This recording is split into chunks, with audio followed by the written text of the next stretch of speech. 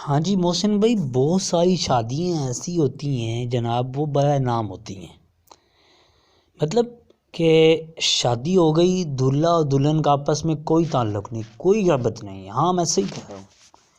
اور پھر یہی صورتحال آزمائش کا سبب بنتی ہے، یہی وجہ ہوتی ہے کہ بہت سارے رشتے ٹوٹ جاتے ہیں، طلاقیں ہو جاتی ہیں، پھر والدین کو بہت ساری شرمندگی کا سامنا کرنا پڑتا ہے۔ ہاں جی، واقعی ایسا ہو رہا ہے دنیا میں، اور بہت سارے کیس میرے پاس بھی آتے ہیں، اور آپ لوگ بھی جانتے ہوں گے۔ اگر آپ تھوڑا سا اپنے ذہن کو فرش کریں تو اپنے محلے میں دیکھیں کہ کتنے لوگ ہیں کہ جن کی بیٹیاں طلاق لے کر گھر میں بیٹھی ہیں۔ ہاں واقعی ایسا ہے۔ اس میں بہت بڑی غلطی جو ہے وہ میں کہنا چاہوں گا کہ والدین کی ہے۔ ایک سب سے پہلی غلطی والدین جو کرتے ہیں وہ یہ ہے کہ جیسے ہی بچی تھوڑا سا حال سنبھلتی ہے تو اسے سکول بھیج دیتے ہیں، وہ کالج کی صحبتیں، وہ یونیورسٹی کے ماحول وہ دیکھتی ہے، پھر دوستیاں، پھر محبتیں، گناہوں بھری محبتیں ہو جاتی ہیں، پھر وہ دوستیاں گناہوں بھری ہو جاتی ہیں، جس کی وجہ سے اب لڑکی کا جو دل ہے وہ اس طرف متوجہ ہوتا ہے، جو کالج کا یا یونیورسٹی کا جو بوائے فرینڈ تھا اس طرف متوجہ ہوتا ہے۔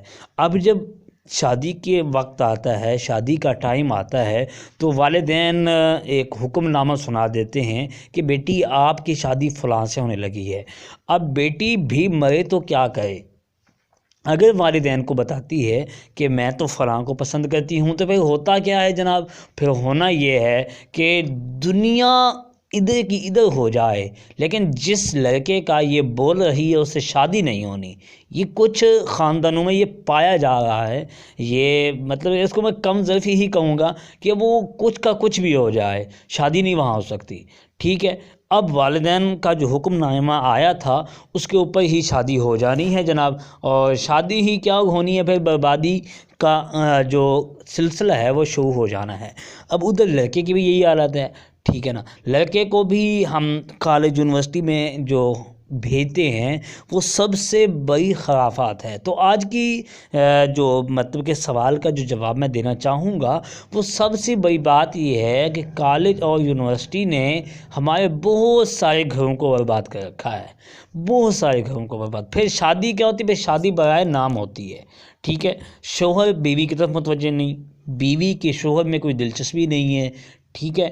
تو ان حالات کی وجہ سے ہمارے گھریلو جو طلاق کے مسائل ہیں بہت زیادہ ہو گئے ہیں۔